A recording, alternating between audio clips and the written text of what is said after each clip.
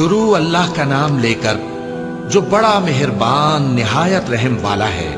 اے نبی صلی اللہ علیہ وآلہ وسلم، اپنے پروردگار کا نام لے کر پڑھو جس نے تمام کائنات کو پیدا کیا، جس نے انسان کو خون کی پھٹکی سے بنایا۔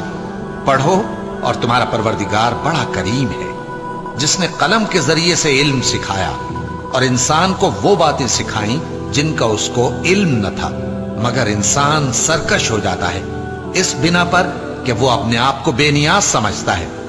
کچھ شک نہیں کہ سب کو تمہارے پروردگار ہی کی طرف لوٹ کر جانا ہے۔ کیا تم نے اس شخص کو دیکھا جو منع کرتا ہے، یعنی ایک بندے کو جب وہ نماز پڑھنے لگتا ہے؟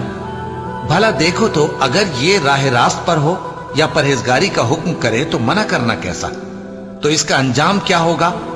ذرا دیکھو تو اگر اس نے دین حق کو جھٹلایا اور اس سے منہ موڑا، کیا اس کو معلوم نہیں کہ اللہ دیکھ رہا ہے؟ دیکھو اگر وہ باز نہ آئے گا تو ہم اس کی پیشانی کے بال پکڑ کر گھسیٹیں گے، یعنی اس جھوٹے خطا کار کی پیشانی کے بال، تو وہ اپنے یاران مجلس کو بلا لے، ہم بھی دوزخ کے فرشتوں کو بلائیں گے۔